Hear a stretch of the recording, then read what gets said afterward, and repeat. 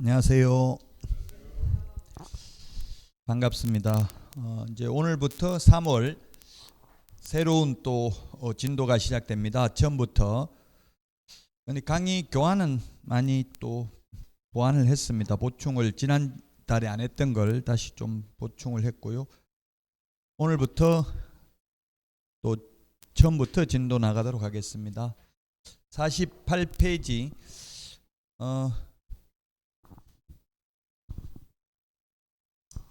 이 네이버에 제 이름 박용덕입니다. 검색하시면 그 인물 정보는 등록돼 있어요. 보시면 확인해 보시면 알 수 있을 겁니다.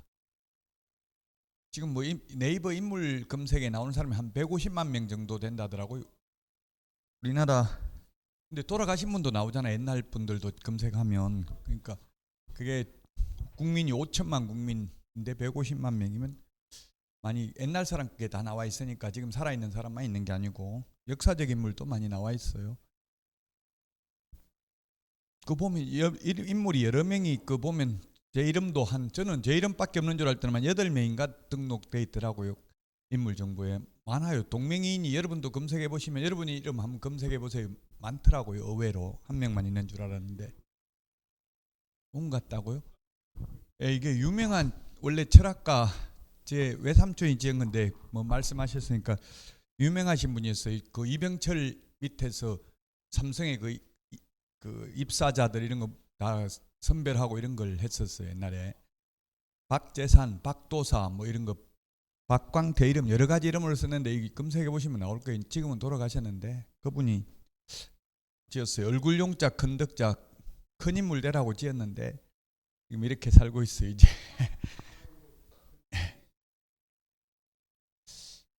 네, 제 프로필은 참고로 보시고 자 오늘 공부해야 될 내용이 48페이지입니다. 우리 교과서 48페이지부터 103페이지인데 그 48페이지 맨 위에 보면은 시험에 나오는 게 맨 위에 거기 네 번째 줄에 보면 두세 문제 출제된다 이렇게 돼 있습니다.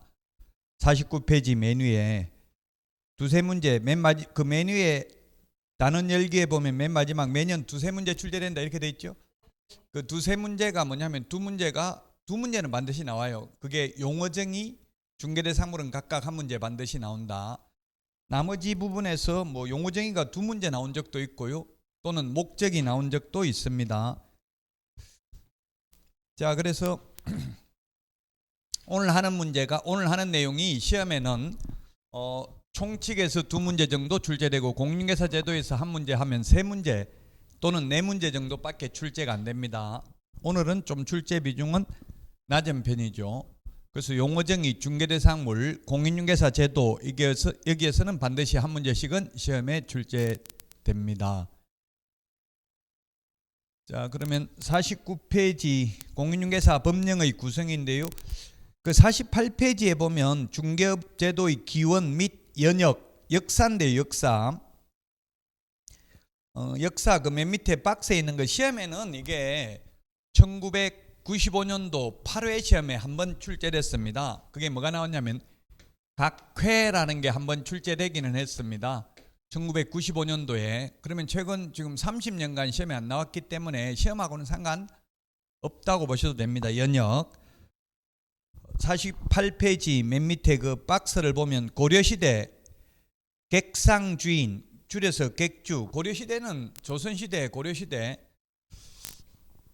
이런 것들은 시험에 고려시대는 거의 문헌이었기 때문에 시험에 거의 안 나온다고 보면 돼요. 저도 지금 태조 왕건 그 20년 전에 한 거 지금 다시 보고 있는데 고려시대를 배경으로 거의 문헌이었기 때문에 시험에는 잘 안 나온다. 그냥 참고로. 근데 객상주인이라는 게 뭐냐면 객상주인 이건 시험과 상관없이 그냥 상식적으로 객상주인이라는 말을 줄여서 객주라고 부릅니다. 객주. 우리 중개제도 효시 시초가 48페이지 맨 밑에 지금 기본서 박스 보고 있습니다. 고려시대 객상주인에서 출발했다. 이 객이라는 게 뭡니까? 고객, 손님. 이 객이라는 거는 객사했다 하면 떠돌아다니다 죽으면 객사했다고 하죠. 떠돌아다니는 상인을 객상이라고 불렀어요. 옛날 우리 지금 오일장도 보면 돌아다니면서 장사하잖아요. 마찬가지로 객상, 돌아다니면서 장사하는 사람이 객상입니다. 그 중에서 객상 중에서 가장 우두머리가 주인이잖아요. 주인 주자. 그래서 객주, 아마 객주라고 인터넷에 보면 이게 영화도 하더라고요. 객주라는 영화. 그 보니까 여자가 주인공인데 객주인데 거대 상단을 이끌고 다니면서 중국하고 무역하고 해가지고 돈을 많이 벌었던 상인이더라고요. 그래서 이 객상 주인에서 출발했습니다. 우리 중개제도 효시가. 이 객주는 중개업만 하는 게 아니라 여관업이라든지 이런 거 여러 가지 도매업 이런 것도 했습니다. 여기에서 출발했다. 그리고 조선시대 때는 각회 또는 집주름이라고 불렀다. 각회, 이게 시험에 나왔다고 했죠. 각회. 각회라는 게 뭐냐면 집가짜입니다. 집가짜. 집을 소개시키는 사람인데 우리나라 부동산만을 최초로 전문으로 중개하던 전문 직업인을 각회 또는 집주름 또는 집거간. 저는 어릴 때 시골에서 소를 오일장에 사고 팔 때 보면 거간이 소개를 하고 그때 한 3만 원 정도 구전 수수료를 받는 걸 봤습니다. 소 뭐 한 100만 원 정도 하는 거 소개하고, 이 거간이라는 거는 사이간자, 거주할 것자, 사람들 사이에서 거주하면서 소개를 하고 돈을 받아 먹는 사람을 거간이라고 했습니다. 근데 거간 중에서 부동산만을 전문으로 중개하던 전문 직업인이 집거간, 가거간, 각회. 그래서 시험이 9회 때 딱 한 번 나왔지만 30년 전에 각회란 최초로 부동산만을 전문으로 중개하던 전문 직업인을 일컫는 말입니다. 중개제도 효시는 객주이고요. 자, 이렇게 조선시대 때 각회, 이 각회가 근무하던 장소를 복덕방이라고 불렀습니다. 복덕방. 지금도 복덕방이라는 말을 사용하고 있는데요. 복덕방이라는 말은 뭐냐면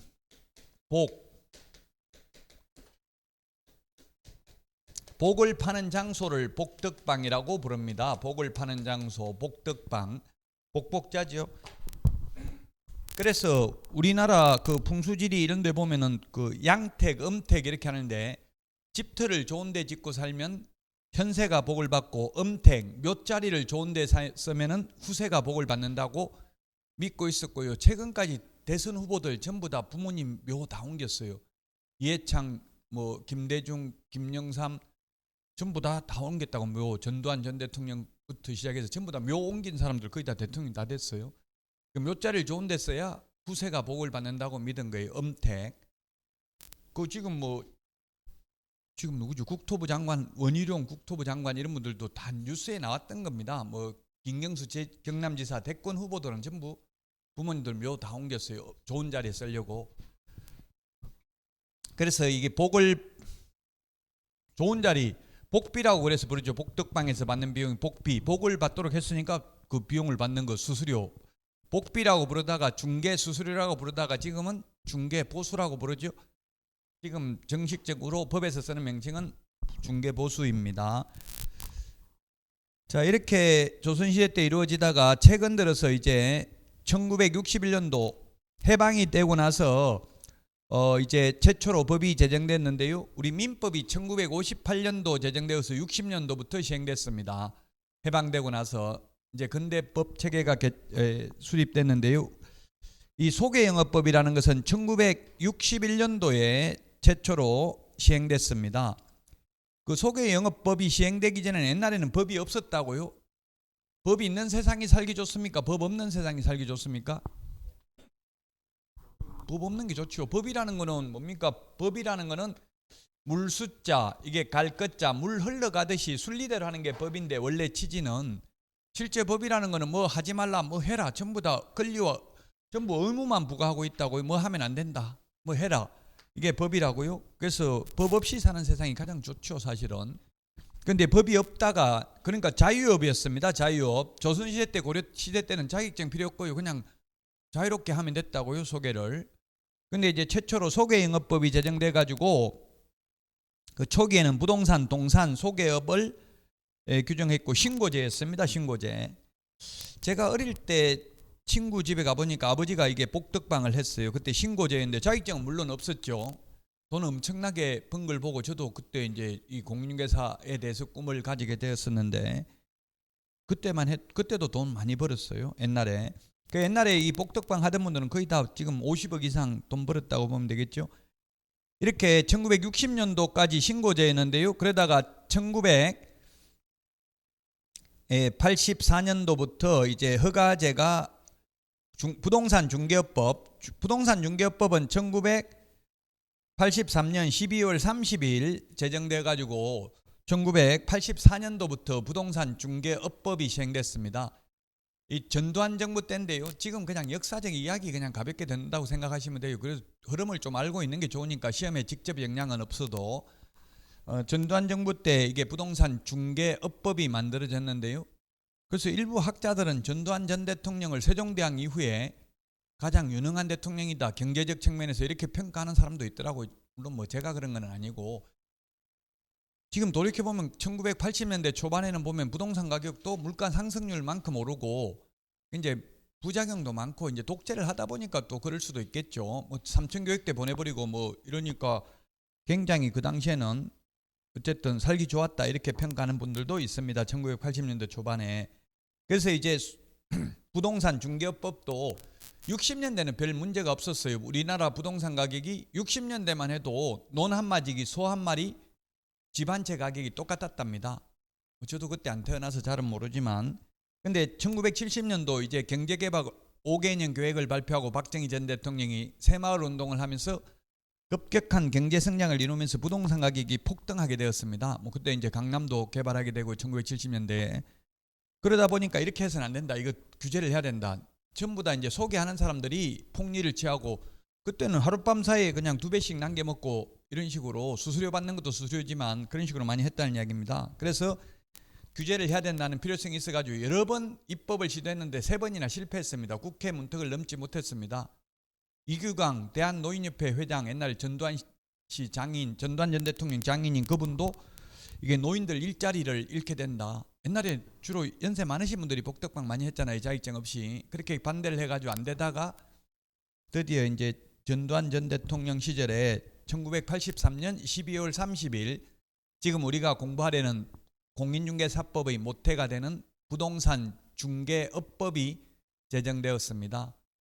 그렇게 부동산 중개업법으로 시행되어 오다가 노무현 전 대통령 시절에 2006년도에 공인중개사의 업무 및 부동산 거래 신고에 관한 법률로 시행되어 왔었습니다. 그러다가 2014년도에 이제 공인중개사법으로 바뀌었습니다.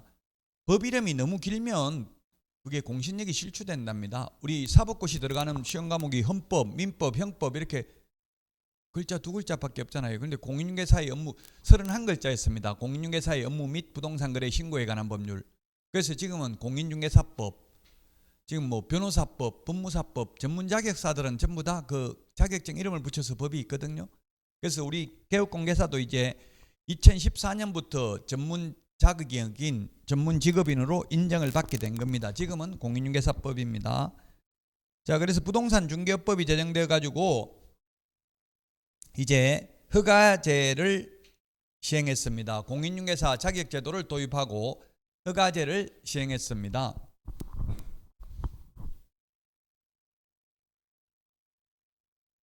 물론 허가제는 1999년 7월 1일 제가 자격증을 땄을 때만 저는 1999년도 4월 25일 날 자격증을 땄는데 그때는 허가제였습니다.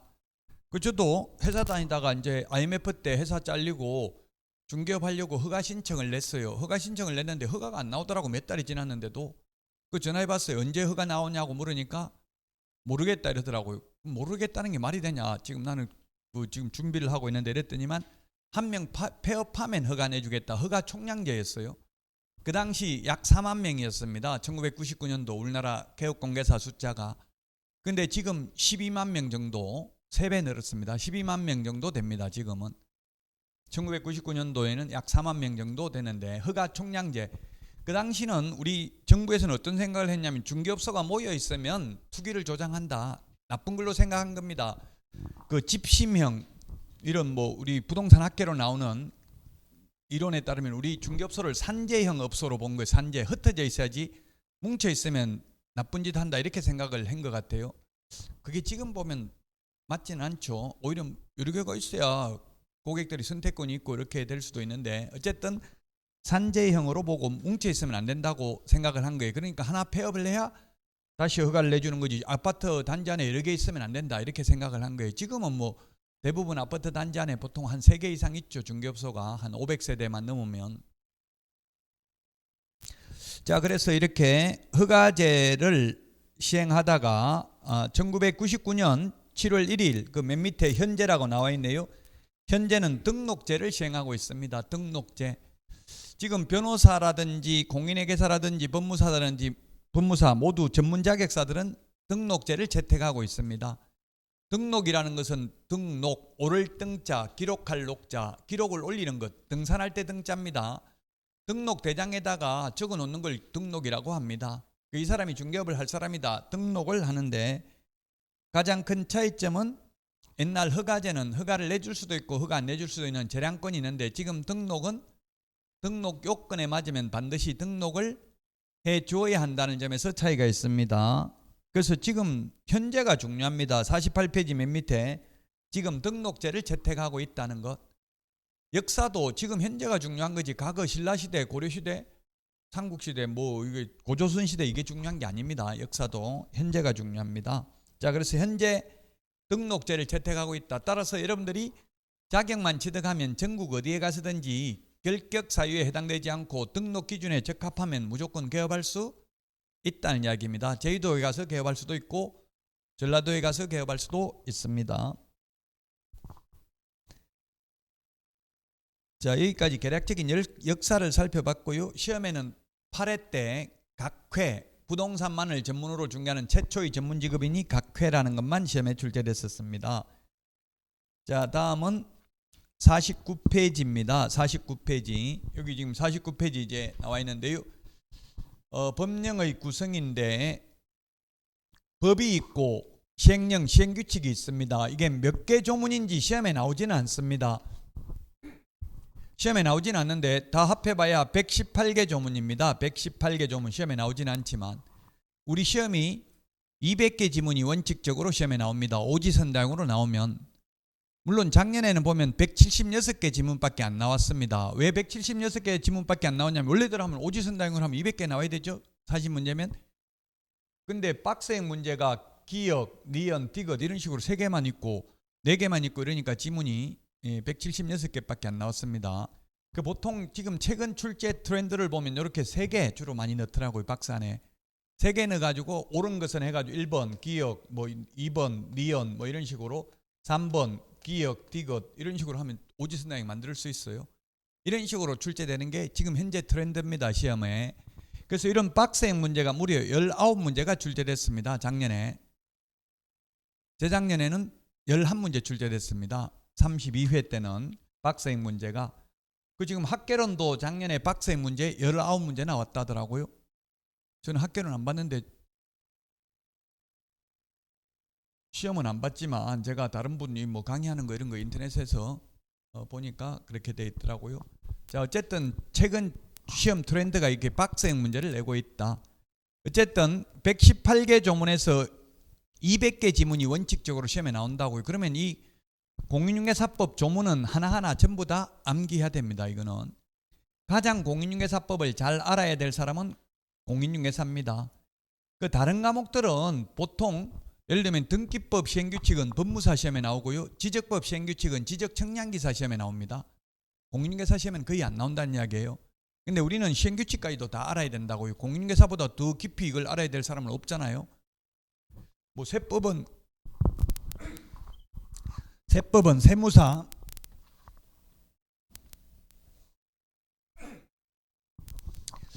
세법 어려운 거는 세무사 시험에 나올 수도 있지만 공인중개사 가장 어려운 거는 공인중개사 시험에 나올 수밖에 없다. 법률이라는 것은 국민이 만들고요. 옛날에는 직접 민주주의를 할 때는 국민이 직접 투표해가지고 만들었는데 아테네에서는, 지금은 우리나라는 간접 민주주의 또는 대의민주주의라고 합니다. 지금 현재 우리나라를 국회의원들이 대신한다고 300명이 국민을 대신해서 국회에서 만듭니다. 근데 시행령은 이걸 시행령 또는 대통령령이라고 합니다. 대통령령이라는 말은 대통령 명령 줄임말입니다. 대통령 명령이고요. 이 시행규칙을 각부 장관의 명령이라고 해서 부령, 국토교통부령 하면 국토교통부 장관이 만든다는 이야기입니다. 뭐 예를 들면 공법의 농지법 같은 경우는 국토부령이 아니라 농림축산식품부령 이렇게 하죠. 그 부서 이름, 그 장관 이름을 해가지고요. 자, 그래서 이게 법률이 있고 그 다음에 시행령, 시행규칙이 있는데 시행령, 시행규칙을 다른 말로는 법규명령이라고 부릅니다. 법규명령. 이 법규명령하고 법률을 합해서 법령이라고 부릅니다. 법령. 그래서 아마 시험 과목에 공시법령 이렇게 하죠. 법령이라고 하면 법률, 시행령, 시행규칙이 모두 다 시험 범위에 해당된다는 이야기입니다. 그 법률은 포괄적 내용을 규정하고 있습니다. 시행령은 법률보다는 좀 더 세부적 내용을 규정하고 있습니다. 시행규칙은 아주 세부적인 내용을 규정하고 있습니다. 이번에 2월 21일부로 주택임대차보호법 시행령이 바뀌었습니다. 시행령이 예를 들면 서울에서 1억 5천만 원 이하인 경우 1억 5천만 원 이하인 경우 나누기 3을 해서 5천만 원까지 최우선 면제받았는데 이게 2월 21일부로 시행령이 개정돼 가지고 여기는 1,500만 원 더 올랐고요. 여기는 500만 원 올랐습니다. 1,500만 원 더 하면은 1억 6,500만 원, 1억 6,500만 원. 이고 나누기 3을 하면은 5,500만 원. 5,500만 원 최우선 면제 받는 걸로 바뀌었습니다. 이게 시행령에 있다고요? 시행령. 왜냐하면 이게 시대 상황이 변함에 따라 수시로 바뀔 수 있잖아요. 지금 부동산 가격이 올라가고 이러면은 세입자들을 보호하기 위해서 같이 이게 올라가는 거거든요. 그래서 이런 거는 시행령에 있다. 법률에 있는 게 아니고 대통령 마음대로 바꿀 수 있는 거죠. 대통령령이니까. 국토교통부령은 각부 장관 마음대로 바꿀 수 있는 겁니다. 장관 명령이니까. 물론 뭐 국무회의 의결을 거치기는 해야 됩니다만은. 그래서 법률은 포괄적 내용을, 그리고 시행령은 세부적 내용을, 시행규칙은 아주 세부적 내용을 규정하고 있습니다. 공인중개사법은 이걸 전부 다 알아야 되지만 만약에 다른 과목 같으면 법률 위주로 봐야 되겠죠. 법률 위주로. 공법 같은 거 시행규칙까지 다 내면 굉장히 어렵죠. 범위가 워낙 많으니까. 일단 법률 위주로 보고 시간이 남으면 시행령 보시고, 그래도 시간 남으면 시행규칙도 보시면 됩니다. 시행규칙은 아주 세부적인 내용이니까 모든 서식은 시행규칙에 규정되어 있습니다. 다른 과목도 마찬가지. 모든 서식, 뭐 예를 들면 확인설명서 서식은 시행규칙에 있다고요. 시험에 200개 지문 중에 한 4개 정도가 이러이러한 것은 시행규칙에 있다, 또는 시행령에 있다, 또는 대통령령이나 시행령이나 같은 말이라고 했죠. 대통령령으로 정한다, 국토부령으로 정한다, 이런 지문이 4개 지문 이상 출제됩니다. 출제되는데 그건 정답에 영향을 미치는 경우는 극히 드뭅니다. 그래서 뭐 시행령으로 정한다, 시행규칙으로 정한다, 또는 대통령령으로 정한다, 국토부령으로 정한다, 이런 게 시험 지문에 나오면 그거는 답이 아니라고 보시면 됩니다. 그냥 아니라고 생각하고 푸시면 거의 뭐 90% 이상은 맞출 수 있습니다. 뭐 예를 들면 우리 시험에 나왔던 게 시행령으로 규정하고 있는 게 등록 기준은 시행령에 규정하고 있습니다. 시행령 13조에 있습니다. 이 시행령에 있는지 시행규칙에 있는 것, 여러분들이 그 휴대폰 국가법령정보 어플 다 다운받아라고 했죠.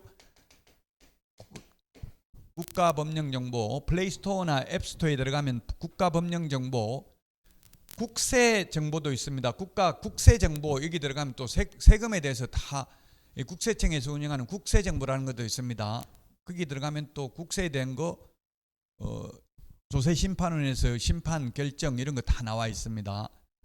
국가법령정보 플레이스토어나 앱스토어에 휴대폰으로 다운받는 게 그 휴대폰 액정 화면에 딱 맞게 글자가 배열돼요. 보기가 쉬워요. 그냥 그 PC 버전으로 보면 보기가 힘들다고 막 컴퓨터 이게 휴대폰 화면 옮기면서 봐야 돼요. 여기서 자꾸 찾아서 확인을 해보시는 게 좋다는 이야기입니다. 그래서 시행령 13조에 등록 기준이 있다. 그 다음에 사무소 설치 절차 이런 게 시험에 나왔던 겁니다. 가태료 기준 대통령령에서 규정하고 있습니다.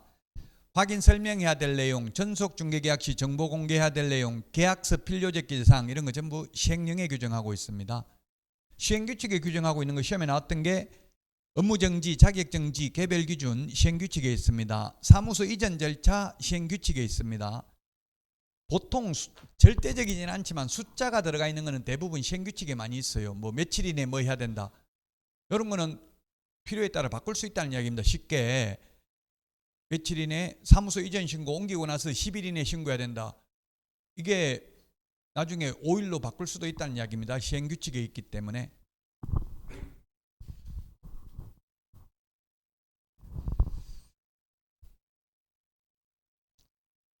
자, 그 다음에 50에서 53 지금 하고 있는 거는 뭐 직접적인 시험에 나오는 것보다는 공부를 하기 위한 사전 배경 지식이라고 보시면 되겠습니다.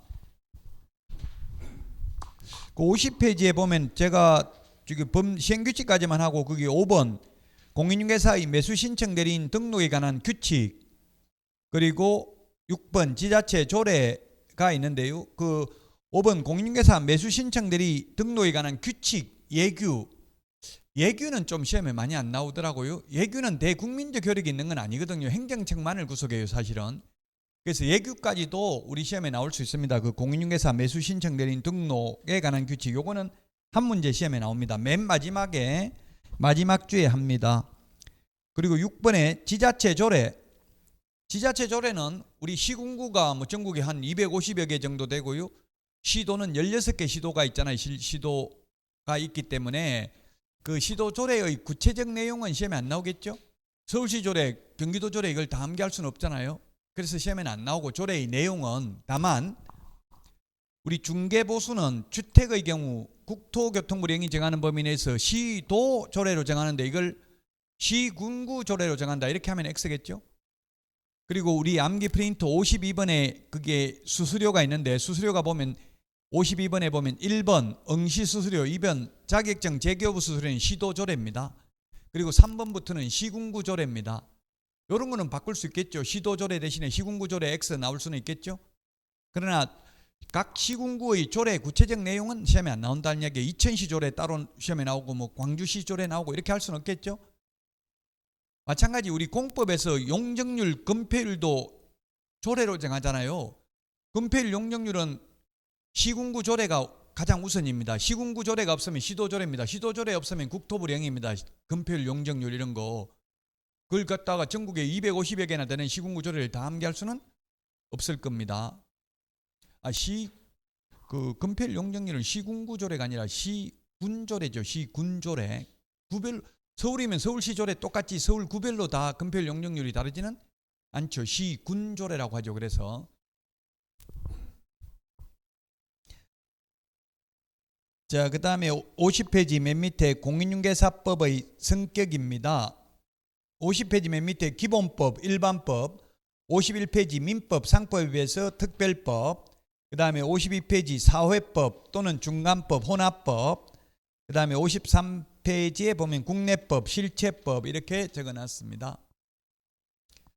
시험에는 거의 나오지는 않습니다. 그러나 일반법이라고 하면 일반적으로 누구에게나 적용되는 걸 일반법이라고 합니다. 그 일반법, 특별법은 상대적 개념입니다. 절대적 개념이 아니고요. 상대적 개념입니다. 기본법 또는 일반법이라고 부르고요. 이 특별법은 특별한 사람, 특별한 대상에 적용되는 걸 특별법이라고 합니다. 구분의 실익은 서로 충돌했을 때는 특별법 우선의 원칙에 따라 특별법을 먼저 적용합니다. 그래서 공인중개사법은 때로는 일반법, 때로는 특별법이라고요. 중개업에 대해서는 일반법이지만 민법에 비해서는 또 특별법이라고요. 그럼 민법하고 충돌하면 공인중개사법을 먼저 적용한다는 이야기죠. 우리 군형법이 일반 형법의 특별법이기 때문에 군인이 죄를 지으면 헌병대에서 잡아가잖아요. 경찰서에서 잡아가는 게 아니고. 그래서 특별법이기 때문에 그렇습니다. 민법하고 우리 공인중개사법이 충돌하는 부분이 있습니다. 민법에서는 미성년자라도 법정 대리인의 동의를 받으면 단독으로 유효한 법률행위 할 수 있습니다. 그러나 공인중개사법에서는 미성년자는 부모 동의받아도 절대로 중개업소에 근무 못한다고 되어 있습니다. 그럼 공인중개사법이 특별법이니까 공인중개사법을 먼저 적용한다고요?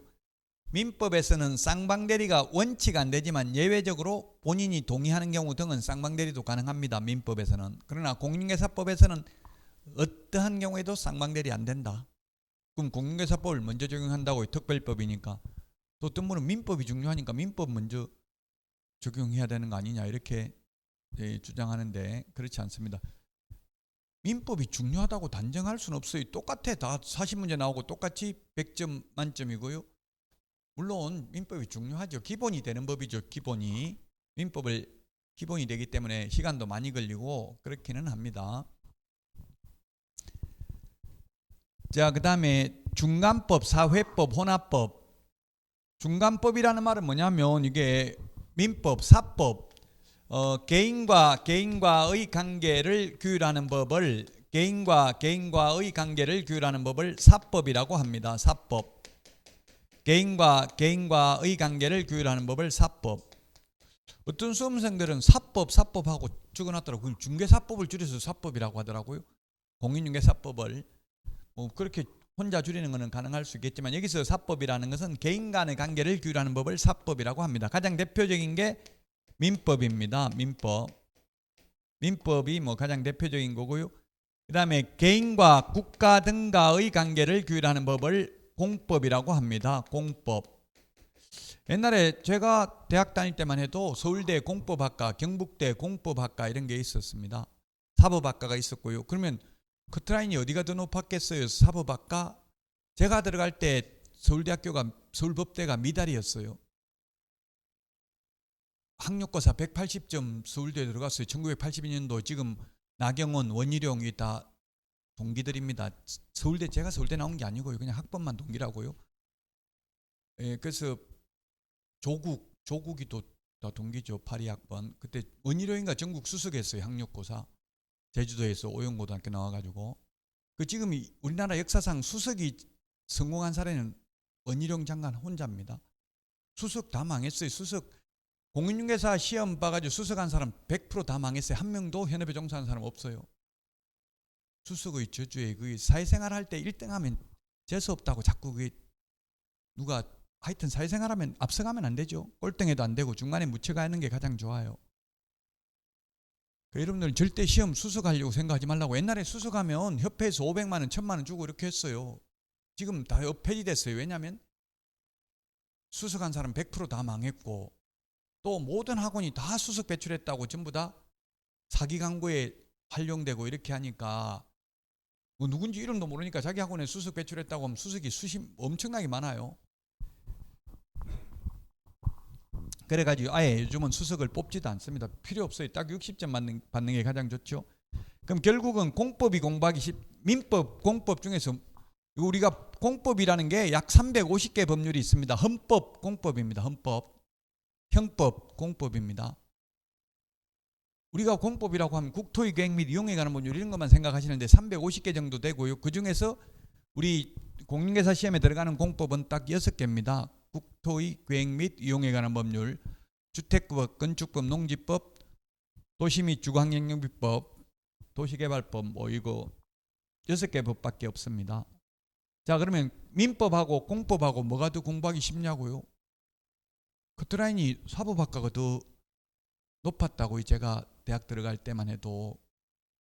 왜냐하면 이게 개인 사생활이 더 복잡하잖아요. 공적인 관계는 여러분들이 공법은 어려운 것 같지만 하면 할수록 쉬워져. 공적인 관계는 다 나와 있기 때문에 판례가 거의 없다고요. 이 공법, 우리 시험 부분에 들어가는 공법 중에서 판례 나온다면 농지법에 농지취득자격증명은 소유권 이전 등기할 때 첨부해야 될 서류이지 법률행위 효력 요건은 아니다. 그것밖에 없어요. 거의. 농지취득자격증명 못 받았다고 당연히 계약이 무효가 되는 건 아니라고요.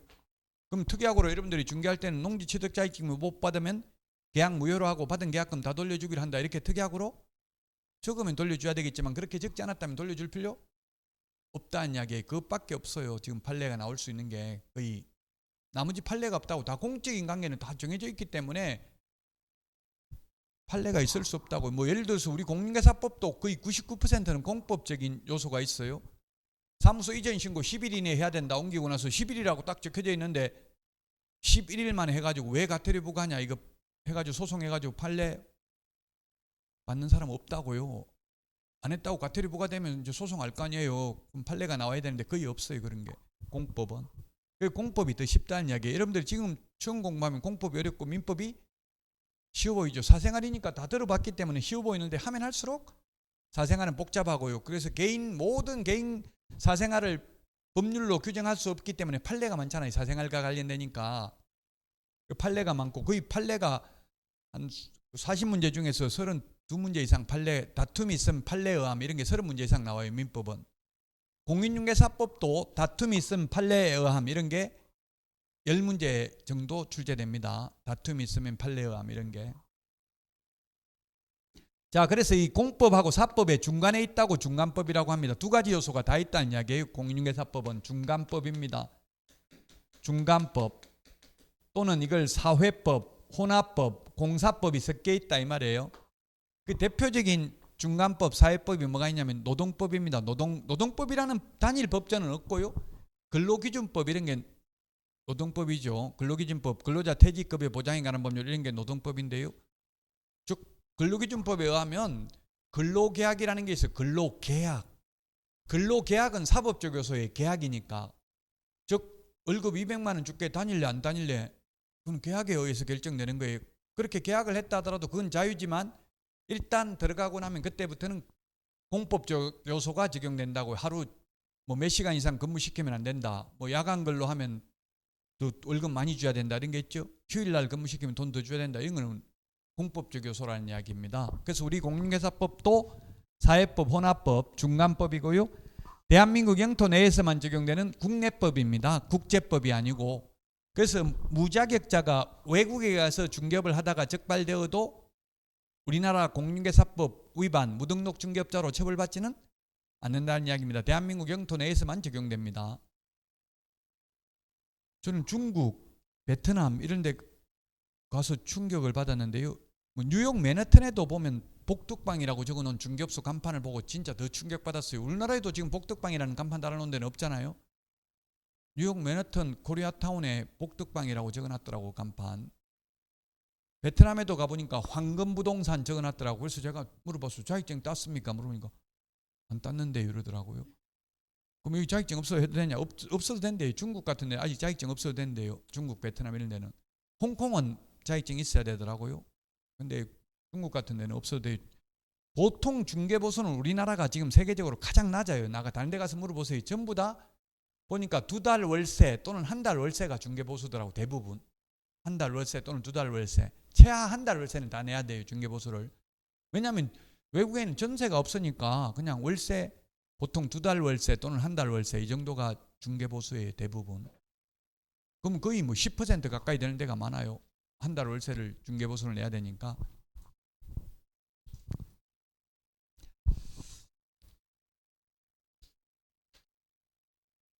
자, 그 우리 53페이지 그 실체법, 권리 의무를 규정하고 있는 민법 이런 게 실체법인데요. 실체법이냐 절차법이냐 이거는 논란의 여지가 있기 때문에 시험에 나온 적 없어요.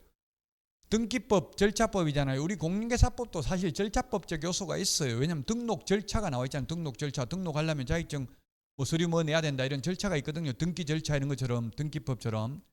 그래서 이건 학자들에 따라 절차법적 요소도 있다 이런 게 나와 있기 때문에 시험에 나온 적 없고요. 자, 여기까지는 이제 사전 배경 지식이었고 직접 시험하고는 사실 크게 관련이 없었고요. 53페이지 그게 이제 목적이 나와 있습니다. 이 목적도 20회, 21회 때 마지막으로 2번 출제되고 지금 12년 동안 시험에 안 나왔습니다. 그래서 우리 책에도 보면 이게 언제 출제됐다 해가지고 옆에 적어놨죠. 그 최근에 출제됐다고 거기 지금 예를 들면 56페이지에 보면 중개에 보면 적혀 있잖아요. 옆에 중개 옆에 30회 때 나왔다고 이렇게 적혀 있죠.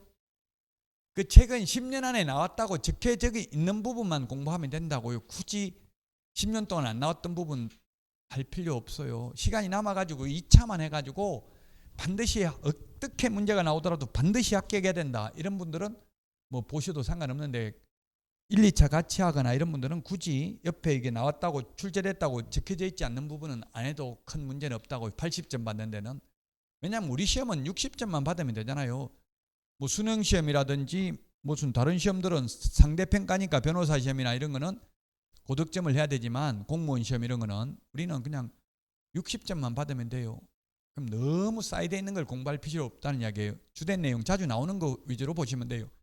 그래서 목적도 최근 12년간 안 나왔습니다. 이게 논리적으로 보면 모순입니다. 왜냐하면 공인중개사는 단순히 자격을 취득한 자이기 때문에 공인중개사는 중개 업무도 못하고요, 보조도 못합니다. 사실 그 법을 만든 사람도 이게 지금 헷갈리고 있는 거예요. 자기들이 만들어 용어정의 해놓은 거에 의하면 공인중개사는 단순히 자격만 취득한 사람이라고요? 취직하면 소속 공인중개사잖아요. 이게 논리적으로 보면 공인중개사가 아니라 사실은 개업 공인중개사 등이라고 해야 논리적으로 보면 맞아요. 근데 어쨌든 뭐 제가 논리적으로 시험에 내는 게 아니라 이거는 법조문 있는 그대로 냅니다. 그래서 뭐라고 시험에 냈냐면 시험에 나온 걸 보면 명문으로 규정된 목적이 아닌 것은, 즉 명문 법조문에 있는 그대로 풀으라는 이야기예요. 법조문에 없는 거 그냥 좋은 말 생각해서 넣지 말고요. 명문으로 규정된 목적이 아닌 것은 이런 식으로 출제를 했습니다. 즉 법조문에 있는 그대로 보지 개인적으로 해석하지 말라는 이야기예요. 공인중개사의 업무 등에 관한 사항을 정하여 그 전문성을 제고하는데 시험에 공신력 제고, 왠지 공신력 제고라는 말 많이 들어봤잖아요. 공신력 제고 X로 출제를 했습니다. 전문성 제고입니다. 공신력 제고가 아니고. 부동산 중개업을 건전하게 육성합니다. 중개업을 건전하게 육성하는데 시험에 중개업무를 육성한다 X, 중개업자를 육성한다 X, 이렇게 시험에 출제를 했습니다. 어떤 분이 저한테 인터넷에서 논리적으로 따지더라고요. 사람을 육성하는 건 되겠는데 중개업을 어떻게 육성하냐 설명해봐라. 설명 못합니다. 그냥 법조문 그대로 이건 암기해야 돼. 단순히 중개업을 건전하게 육성하여 국민경제에 이바지입니다. 옛날에 법조문, 이게 법이 바뀌었는데요, 옛날에는 국민재산권보호였습니다. 국민재산권보호. 근데 지금은 국민경제에 이바지로 바뀌었습니다. 뭐 같은 의미죠. 그래서 시험에 나오면 국민재산권보호, 공공복리 하면 X입니다. 원래 공법의 목적은 거의 다 똑같습니다. 공법은 아마 여러분들도 국토의 계획 및 이용에 관한 법률, 주택법, 건축법 보면 전부 다 뭐라고 되어 있냐면 공공복리라고 되어 있어요. 공공복리. 공공복리라는 것은 공법은 개인을 위해서 있는 게 아니라 여러 사람을 위해서 있다는 이야기죠. 예를 들면 길 넓혀야 되는데, 도로 확장해야 되는데 우리 땅은 절대 안 된다, 뭐 추구도 못한다 하고 들어놓으면 강제로 수용하잖아요. 공공복리를 위해서, 개인을 위해서가 아니라 여러 사람을 위해서는 그냥 도로 강제로 내버린다고요. 국민경제 이바지입니다. 국민재산권 보호하면 X입니다. 국민경제 이바지. 요거는 우리 암기 프린트는 1번에 있으니까요, 시험 보기 전에는 좀 한번 읽어보고 들어가시면 되겠습니다. 12년간 시험에 나오지는 않았습니다. 자, 그래서 이렇게 시험에 나왔던 게 명문으로 규정된 목적이 아닌 것은 이런 식으로 시험에 나왔다고요. 지금 칠판에 적어놓은 게 보면 말은 다 좋은 말이잖아요. 이게 사실상 해석상 목적은 될 수 있어요. 해석상. 근데 시험에는 해석을 하지 말고 명문, 그냥 법조문이 있는 그대로 보고 답하시오 이렇게 돼 있는 거예요. 명문으로 규정된 목적이 아닌 것은. 그래서 어렵습니다. 이런 걸 시험에 내면 사실. 최근에 한 10년간은 이런 문제가 시험에 나오지는 않고 있다. 좋은 말이지만 직접 법조문에는 이런 목적이 규정되어 있지 않다. 그래서 공인중개사법이 개업 공인중개사를 위해서 있는 건 아닙니다. 오히려 개업공개사한테는 뭐 해라 하지 말라 이런 거 의무만 부과하고 있잖아요. 개업공개사한테는 국민경제에 이바지. 쉽게 말하면 정부에서는 개업공개사 사기치지 말라, 이게 한마디로 말하면 이 법의 목적은 사기치지 말고 국민들에게 서비스를 제공하라, 그런 취지죠. 그래서 개업공개사한테는 별로 좋은 게 없어요. 뭐 중개보수 많이 받으면 안 된다, 금지행위 하면 안 된다, 다 이런 것만 규정하고 있습니다. 자, 여기까지 하고 이제 실질적으로 시험에 나오는 거는 이제 55페이지 맨 밑에 용어의 정의인데요. 용어 정의부터 시험에 나옵니다. 용어 정의가 뭔지만 말씀드리고 시험은 쉬었다가 강의는 쉬었다가 하도록 하겠습니다. 용어 정의라는 것은 국어 사전적 의미를 말하는 게 아닙니다. 이 법에서만 쓰는 용어를 말하는 겁니다. 이 법에서만. 일반적으로 보편적으로 사용하는 용어가 아니라고요. 보편적으로 사용하는 거면 국어사전 찾아보면 되지 여기서 용어정의를 굳이 할 필요 없잖아요. 그래서 이게 우리는 논문 쓸 때도 보면 이런 걸 뭐라고 하냐면 우리는 조작적 정의 이런 말을 합니다. 조작적 정의. 시험에 조작적 정의 이런 말 안 나옵니다. 그 대학 교수들이 쓴 책에도 보면은 맨 앞에 그렇게 적어놨어요. 뭐 예를 들면 국토의 계획 및 이용에 관한 법률을 나는 국계법으로 쓰겠다 또는 국토법으로 쓰겠다 이렇게 적어놨다고요. 그게 용어정의인 거예요. 나는 이렇게 쓰겠다. 이 법에서는 이런 용어를 이런 뜻으로 쓰겠다 이 말이라고요. 이게 용어정의라는 게 국어사전적 의미가 아니고요. 그래서 시험에 용어정의는 반드시 한 문제 해마다 지금 최근 30년간 계속 출제됐습니다. 용어정의는 쉬었다가 용어정의부터 이제 여기서부터 직접적인 시험에 나오는 부분입니다. 쉬었다가 하도록 하겠습니다.